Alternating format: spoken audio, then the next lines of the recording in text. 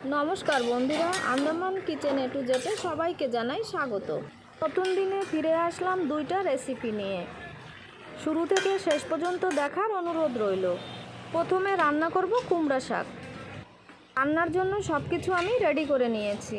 মাছ আর আলু কেটে হলুদ আর নুন মেখে নিয়েছি। কুমড়া শাক কেটেও ধুয়ে নিয়ে ফিরে আসলাম। সব কিছু রেডি করা আছে। গ্যাস অন করে বসিয়ে দিলাম কড়াই। কড়াইতে দিয়ে দিলাম তেল। তেল ভালো মতন গরম হয়ে গেল। তেলের উপরে দিয়ে দিলাম হলুদ নুন মেখে রাখা মাছগুলো।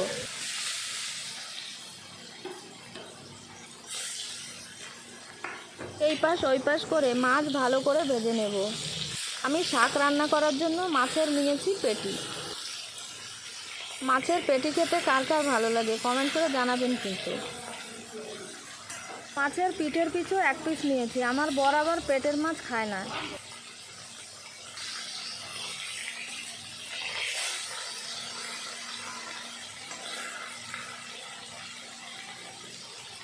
এই পাশ ওই পাশ করে মাছ ভালো করে ভেজে নিয়েছি, এখন তুলে নিলাম।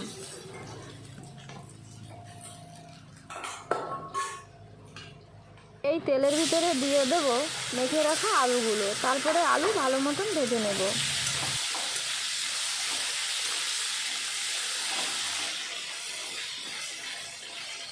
আলু সিদ্ধ হওয়ার জন্য গ্যাসের ফ্লেম কম করে দিয়ে দিলাম ঢাকা। 5 মিনিট পরে ঢাকনাটা তুলে নিলাম।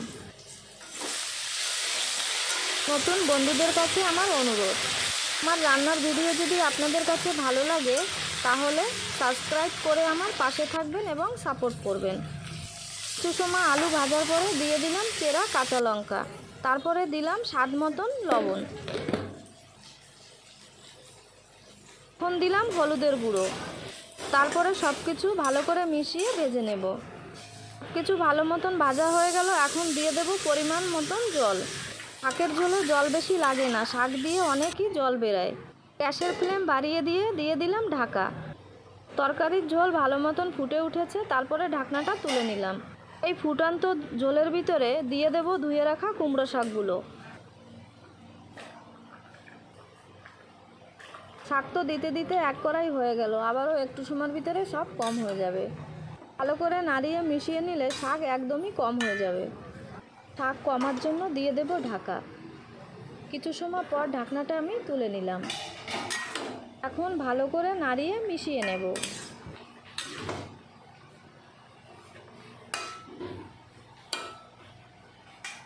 শাক তো কমে একটু হয়ে গেল। আমি যেভাবে শাকের ঝোল রান্না করেছি আপনারাও এইভাবে শাকের ঝোল রান্না করবেন, তাহলে শাকের গ্রিনটাও এরকম থাকবে এবং টেস্টও বেশি হবে। শাক তো একদম কম হয়ে গেল। এখন আমি দিয়ে দেব ভেজে রাখা মাছগুলো। তারপরে ভালো করে ফুটিয়ে রান্না করে নেব। আগুনের জাল সবসময় বেশি দিয়ে শাকের ঝোল রান্না করবেন, তাহলে একদম গ্রিন গ্রিন থাকবে।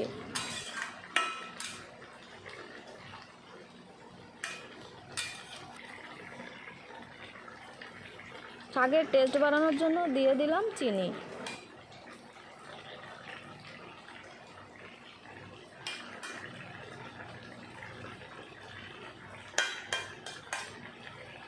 সব কিছু ভালো মতন সিদ্ধ হয়ে গেল। এখন আমি শাকের ঝোলে দিয়ে দেবো ফোড়ন। কড়াইতে দিয়ে দিলাম তেল। তেল ভালো করে গরম করে নিয়ে দিয়ে দিলাম কালো জিরা আর রাঁধুনি। এই জিরাগুলো ফোটার পরে তারপরে দিয়ে দিলাম থেতো করা রসুন। এখন ভালো করে ভেজে নেব। রসুন লাল লাল করে ভেজে নিয়েছি। তারপরে এর ভিতরে শাকের ঝোল ঢেলে দিলাম। তারপরে সব কিছু মিশিয়ে ভালো করে ফুটিয়ে নেব।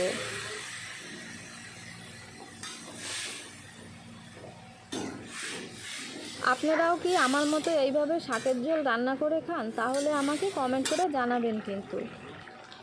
একটু সময়ের জন্য দিয়ে দেব ঢাকা। একটু সময় পরে আমি ঢাকনাটা তুলে নিলাম। আমাদের এখানে এইসব শাকগুলো বেশ ফ্রেশ পাওয়া যায়। তাজা তাজা শাকের ঝোল খেতে দারুণ লাগে। আপনারাও এইভাবে বানিয়ে খাবেন।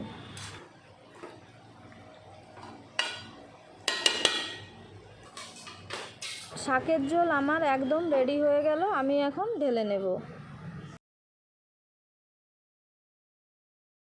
শাকের ঝোল একদম কমপ্লিট, আমার রান্না হয়ে গেল। এখন আমি বেগুন পোড়া করে নেব। আমি নিয়েছি বড় একটা বেগুন আর টমেটো, ভালো করে ধুয়ে নিয়ে আসলাম।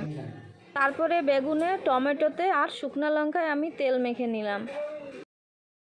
সকল বন্ধুদেরকে অসংখ্য ধন্যবাদ আমার পাশে থাকার জন্য আর সাপোর্ট করার জন্য। এখন গ্যাস অন করে দিয়ে এগুলোকে পুড়িয়ে নেব। প্রথমে একটু সময় গ্যাসের ফ্লেমটা বাড়িয়ে দেব, তারপরে একটু পরে কমিয়ে দেব। বেগুন মাখার জন্য কিন্তু লঙ্কাগুলো ভালো করে পুড়িয়ে নিতে হবে।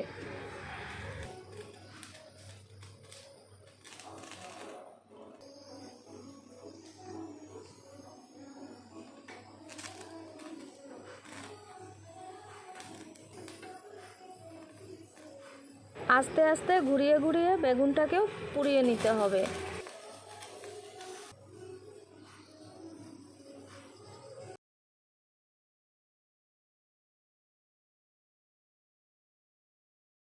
অনেক সময় নিয়ে বেগুনটাকে আমি পুড়িয়ে নিলাম।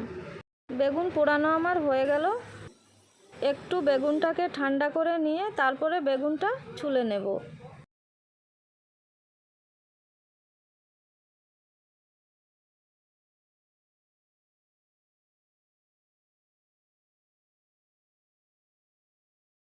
বেগুন আর টমেটো ছুলে নিলাম। এখন মেখে নেব। লাগবে আমার পেঁয়াজ কুচি, ধনেপাতা কুচি, শুকনো লঙ্কা আর লবণ। এখন মেখে নেব। আমার রেসিপি দুটো যদি আপনাদের কাছে ভালো লেগে থাকে তাহলে লাইক, শেয়ার আর কমেন্ট করতে ভুলবেন না কিন্তু। বেগুন পোড়া খেতে কার কার ভালো লাগে আমাকে জানাবেন কিন্তু।